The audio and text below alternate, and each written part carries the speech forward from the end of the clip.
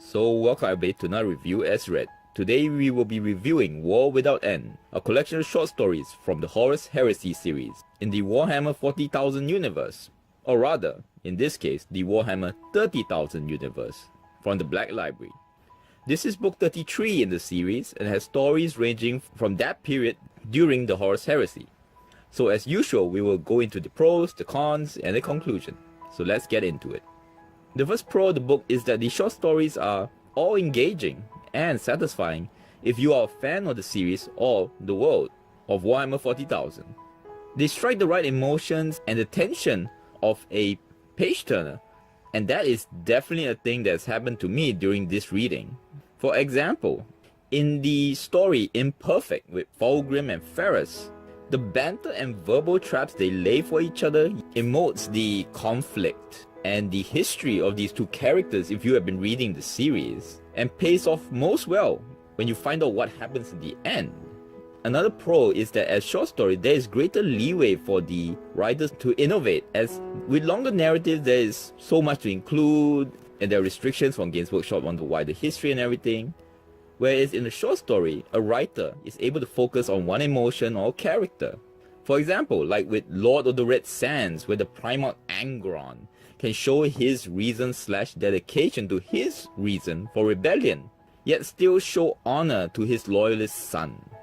That particular story, for example, is to me a very good piece of writing that focuses on so little and is so short, but produces so much. Thirdly, these stories help to fill in the gaps in the Horus Heresy that if you include it in the main storyline due to the timeline of when these things happen, would be side stories that had little effect on the wider narrative of the Horus Heresy. But in this book, it's allowed to shine as its own story.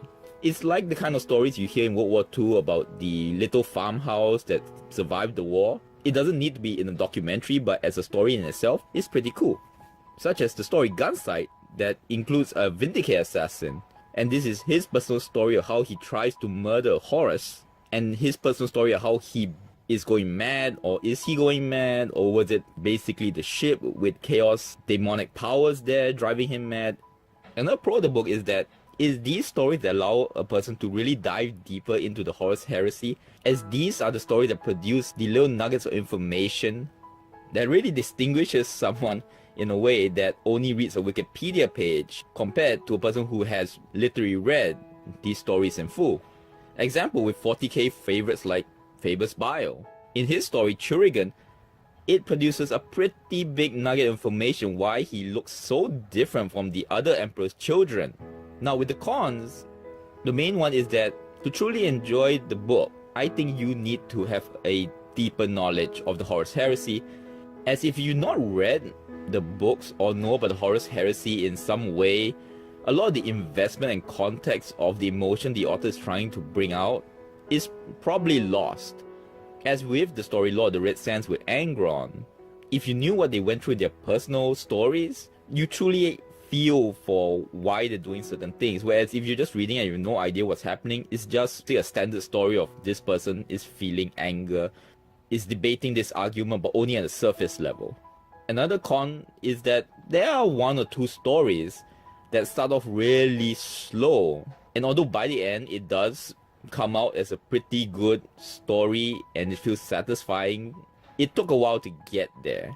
Like the story Gunsight and in Sermon of Exodus, where I thought I wouldn't like the story at all because it felt like it kept going on, but at the end, when it got good, it got really good. So in conclusion, War Without End is a enjoyable book for me, but understand that I like the Horus Heresy and am a long-time fan of the 40k universe. So for fans, I totally recommend it. If you're not, I would suggest at least trying to read up on the characters before reading the book.